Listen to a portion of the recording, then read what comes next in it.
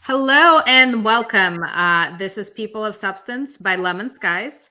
I am so excited. I have two guests on the live stream today for the first time ever. My guests are Naina Chernoff and Hope Hohmann. They're founders of Inclusive Pathways to Success, which is a vocational training school that's been founded here in Northern Virginia to help people with different abilities learn a trade. In full disclosure, I recently was honored to be invited and accepted becoming a board member with this great brand new organization. And I'm thrilled to have Naina and Hope on the show today. Thank you so much for having us today. I am thrilled, just like Naina is, to have you on our board. And like you said, we are a newly nonprofit. And why we founded it was we both have children with differing abilities. They're about the same age. And it was actually Naina's idea. I have to give her kudos for that. We knew each other from the J. Our kids both go to the social skills Sunday groups there. And during the pandemic, we never got to see each other because everything was virtual. Once things opened up, we were able to see each other again. And I ran into her at the parking lot. And I think we were both so excited to see people, actual faces and communication. And we were just catching up. I just retired from the county and I was home like everybody else, teaching our kids and everything else, getting through that whole dilemma and drama. And I was ready to move on to something else. And Naina goes, just like the name. Naina, can you introduce yourself and maybe describe how you got this idea? Thank you, Olga, for having us on your show. We're so appreciative of everything you do for IPS. So let me just start off by saying that. My evolution, I think, it didn't just start with motherhood. My son is 15, just like Hope's son, and he's autistic. It actually started professionally. I worked in the disability field. I used to help autistic job seekers with their job searches. And it was really satisfying work that I enjoyed. But I realized that my own son would obviously find it challenging to get to the point where he could look for a job. So when the pandemic hit, it sort of struck me that we were losing ground in terms of, gaining skills in academic areas, but also the reality of the job market also hit me for Dylan, my son. One of the ideas that my husband and I had originally had for him was that, he would get through school and perhaps we'd set him up in some type of cafe or some type of kiosk where he could sell coffee and baked goods because he loves those two things intensely. And that would be his livelihood. He would make a living out of that and lead an independent life. But then the pandemic hit and I thought to myself, that's a terrible idea. What could I set him up with that would lead to an independent life? And I say this every day. We seek independence for our differently abled children. But when we do that, when we set our differently abled young adults up for success, we're not only changing their outcomes, we're changing a whole family's outcome. I have two other children who would greatly benefit from Dylan being independent and living on his own one day. So you're changing a whole family's future by uplifting one individual. And so that was how the idea was born.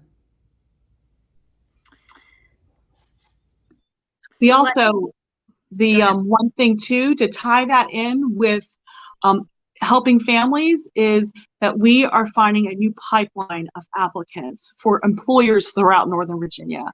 The trade industry is desperate for applicants, and our new pipeline will provide a benefit for the community at large. So obviously, there's very personal connection and very personal motivation. But question I really grapple with: there's a lot of people that have good ideas. There's a lot of people that have good intentions. The difference between those that change things are the ones that actually take that next step and persist and make it happen. So I guess I just want to ask you, how do you go from an idea and a notion and sort of a blue sky pipe dream to something that's rapidly becoming a reality? Well, I'll start responding to that. I think that you have to be prepared for the naysayers, first of all, because this is a crazy idea. Let's be honest, starting a trade school from scratch for a population of students who are not served by current trade schools. It sounds crazy. Believe me, before I connected with Hope, I thought to myself, how are you even contemplating this? I questioned my life choices a lot, but no one else is doing it. So why not us? Why not try? We're learning a ton along the way, and we reach out to people all the time who uplift us. Yes, we've had our fair share of naysayers, but most people echo the need for this in our community, as well as the proof that we can make this work. We've structured it in such a way so that we optimize those outcomes for our future students by blending in the support of disability professionals, teachers, and therapists who can teach them the social and communication strategies that they can use in the workplace, plus the practical skills training. And one thing that we want to really promote is the idea of presuming competence in this population. Those naysayers, they don't always presume competence. And that's sort of the foundation for our program. We have to presume competence in our students. We believe in their abilities, and that obviously makes us believe in this idea as well. We want to, for me, it's not just for my son, it's for his friends, his peers. And I know I've seen them do great things.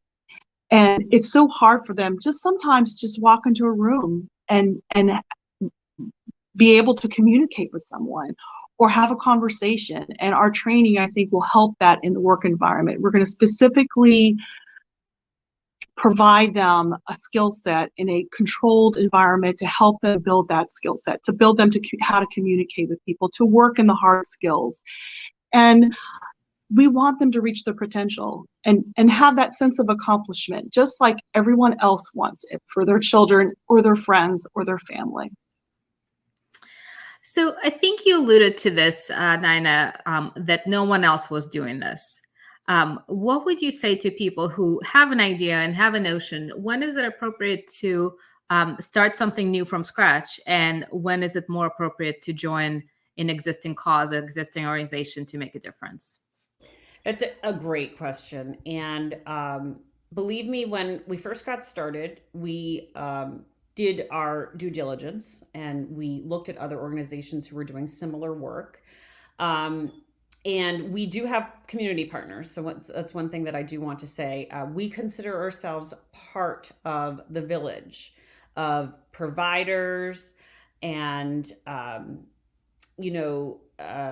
people who want to uplift this community. So we do have community partners who they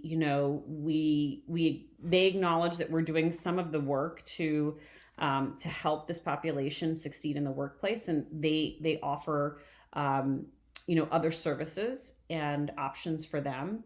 I think that for us, we wanted to build something that was longer term than what's currently offered.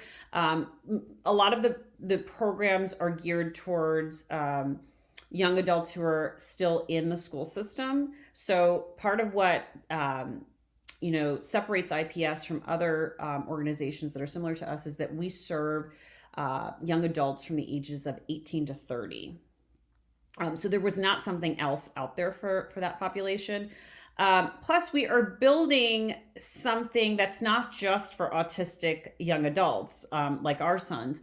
IPS will actually serve students who have severe ADHD, mild intellectual impairments, as well as learning disabilities, because we believe that community of students benefits from the same soft skill curriculum that we offer. So no one else was doing that, and we feel that we are filling a need in the community within the greater community of service providers.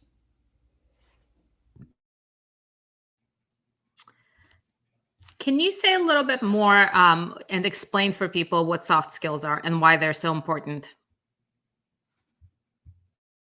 Hope, do you want to take that? With your human resources background, I think you'd be the best. Well, soft skills are basically communication skills. We have some executive functioning skills. It's organization, time management, learning to teamwork.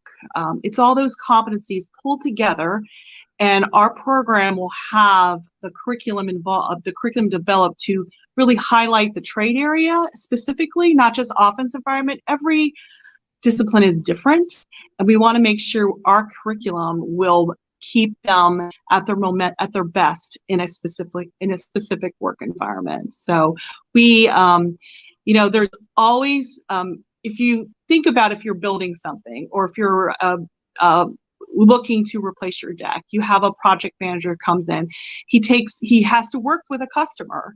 And that customer service skills is very important because they have to ask questions, they have to be detailed oriented, they have to be able to write an estimate out, actually develop those math skills. We're going to provide all of that in IPS in that soft skills area, and we hope that it's also important for everyone to have those skills. I mean, there's a lot of people working that have, especially with the pandemic, we've kind of lost that person-to-person contact, but we want to make sure that they have that with IPS. So I want to ask, I mean, I love the dynamic between the two of you, and I've known both of you, well, certainly Naina I've known for a number of years, and Hope I've been getting to know you. What is it like to work with a partner? And, how do you communicate with each other? Sort of what roles do you each undertake? Because I think the partnership and just watching the two of you working together is so inspiring. And so it's just heartwarming. So I'd love to just hear a little more about that. Sure, I'll start. I mean, Naina and our serendipitous moment in the parking lot is probably the best story that we can come up with. And, every day has been an adventure for us. I mean, we have to pivot in some ways, and we're going down one path and we have to completely pivot another. And I think it just goes, we built this from the ground up. It was Naina's idea, and I'm so thankful that she kind of dropped in and found me in the parking lot. I thought it was more like a casting from what she told me. But, first of all, we're transparent with each other. We kind of set the ground rules right from the beginning. We both came from a business environment, and we kind of took those skills and used it to build this. And I think when we built our business plan, we started with the right thing. We talked about our core values, and our core values just aligned perfectly. And we have that common goal. It's personal for me because Naina and I have a common goal. We have that connection with our children, and they've known each other since they were 10, going to the J, and they like each other. And it's just nice to have that connection with another family member. I feel like she's my family now because we've got to know each other every single day working. And the cool thing about it is a lot of times we worked from Zoom. We barely saw each other, but we saw each other every day, but not in person. So that takes a lot to get to know each other and grow. And, she's become my confidant, and she was an acquaintance, and now she's a really good friend. And our hope our kids grow together and have fun. they're going to be each other's posse, and I am so thankful for that. That was perfectly put. I was going to say that, I echo everything that Hope that just said. Being a part of the differently abled community as a parent, this has sort of become my religious, organization in so many ways. This, being in this community is like my religion. I feel at home with other parents like Hope. Other families that accept our differently abled children, and we share, common goals, you know, in widening opportunities for our children as well as their peers, and young adults who are currently floundering because of the lack of training opportunities that are customized for them.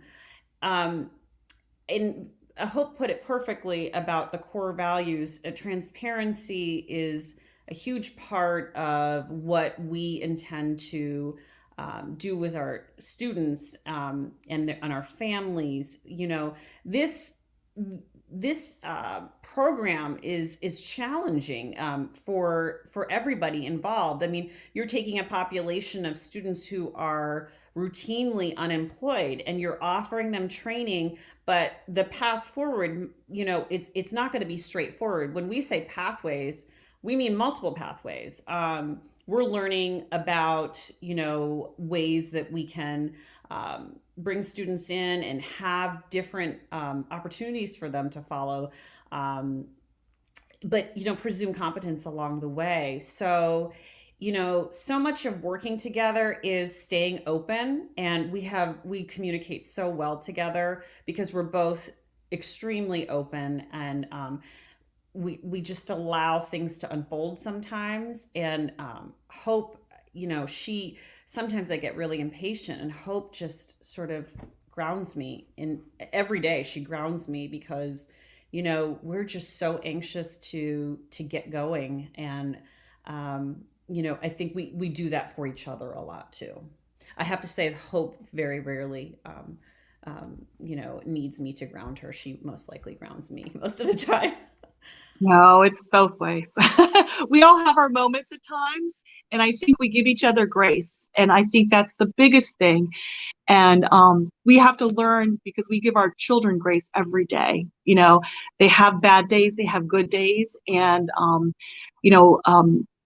I have one child, and Naina has three children. I give her kudos for that. She has three different pathways going around in multiple things, and a husband and a dog, and I have a dog and a husband and a son. So it's we have a different type of crazy, and the complexity can be different at all times, but we always we have to walk the walk about giving each other flexibility and giving our students and our children flexibility, because they're looking at it in a different lens. They have a different way of seeing things and feeling things with sensitivity, and that's part of what IPS is. We are advocates for our community.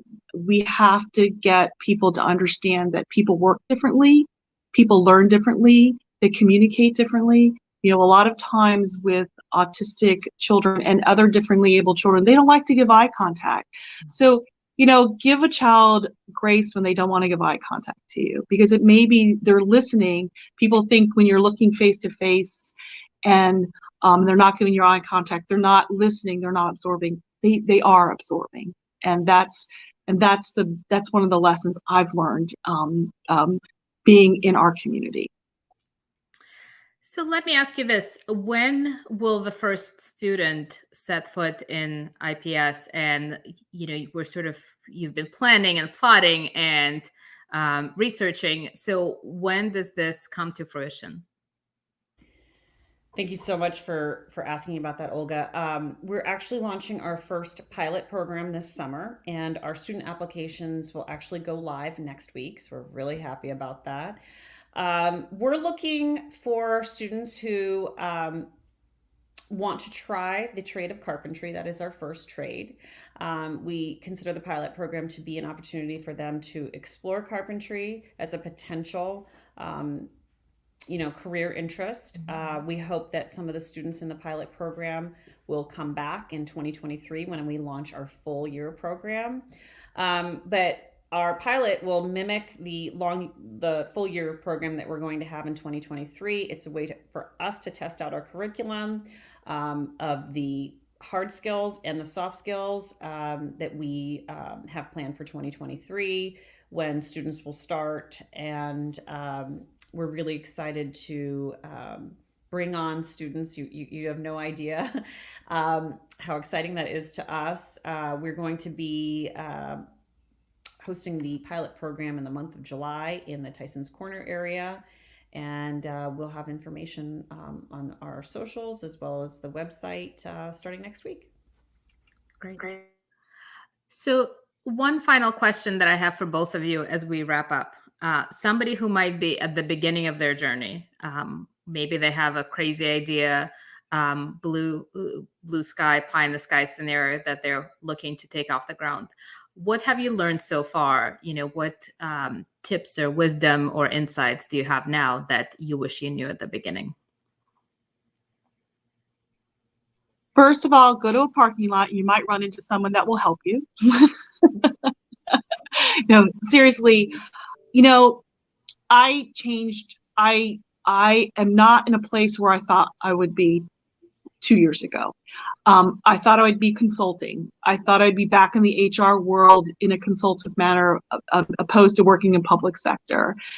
And I have to say, try new things. If someone gives you an opportunity and you work with that person really well, go for it. It has been life-changing, game-changing for me.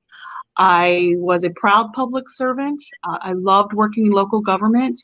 I loved that I supported a mission that helped Northern Virginia, Fairfax County provide services to the citizens. And I think the pivot to nonprofit is providing me that same mojo, that same feeling of gratitude. And I think both Naina and I want to do good.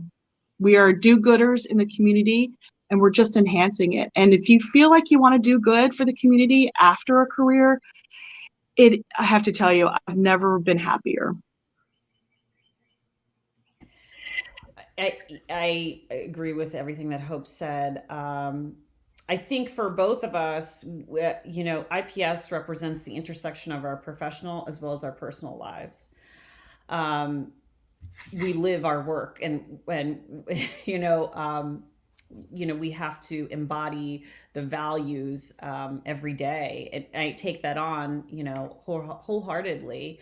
In terms of advice that I'd offer, I would say that, to be open-minded, to take in others' feedback.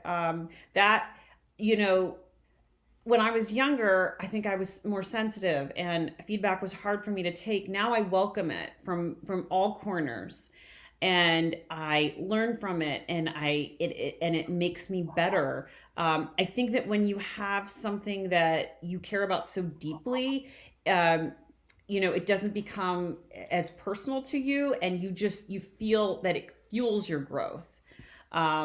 And we've done that with, partnering with different organizations and talking to people and, gaining their feedback about our ideas and, bringing in specialists, in the disability field who inform our practices and, bring in data.